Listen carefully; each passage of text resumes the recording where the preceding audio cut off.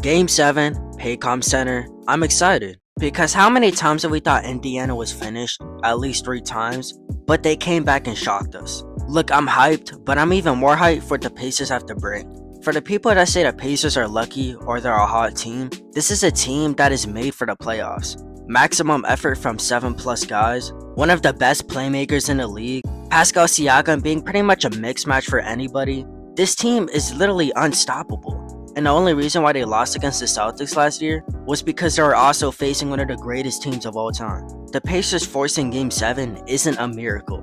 I actually might argue that they should have won in 6, and the Larry O'Brien Trophy should have been hosted 2 days ago. But obviously we were a few controversial calls away from that.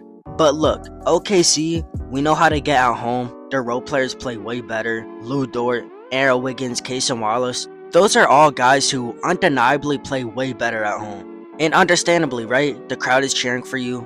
There's very little pressure compared to being on the road. And that rim looks a whole lot bigger. For SGA, Holmgren, and Jalen Williams, the OKC Big 3, look, if Chet Holmgren is going to be 7'2", skinny, and not get no rebounds, at least contribute something defensively, man. He was getting cooked by TJ McConnell on switches. I mean, this guy can't even guard a Miles Turner pick and pop. If I'm OKC, I'm really worried about this dude's Game 7 performance, especially because of the extra pressure that is added because it's a Game 7. Also, Jalen Williams, how will he play? Obviously, we know he's a huge contributor to OKC. Whenever he's going off, they usually tend to win. Game 4 versus the Wolves is a perfect example of that. SGA and Jalen Williams both had 30. Jalen Williams 40 points against the Pacers in Game 5. But I think if the Thunder blow out the Pacers, right? Or just pull off the championship, whoever performs better between SGA and Jalen Williams is getting that Finals MVP. I think it's that close. And I know some of you are saying, oh, SGA is the whole offense. SGA is the reason why they made it this far. He's the star.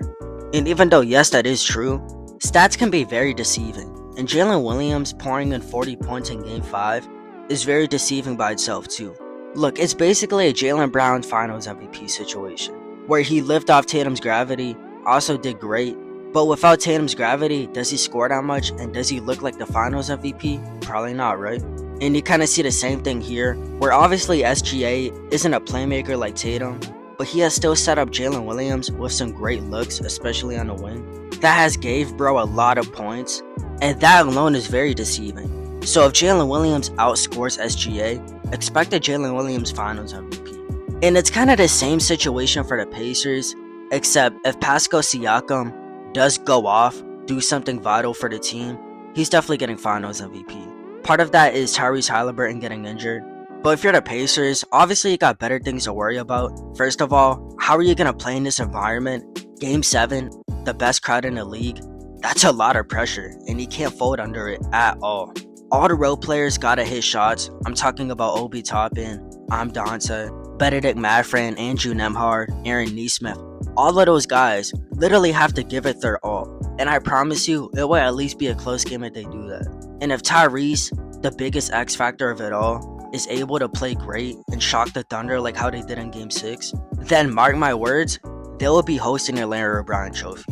And just the aura that would come from the Pacers hosting the trophy in the OKC crowd. But look, I was born in 2016, and I remember watching basketball at a very young age. And I remember watching the Paul George Pacers be in title conversations 4 fucking years in a row. In all of those years, they didn't manage to make the finals once.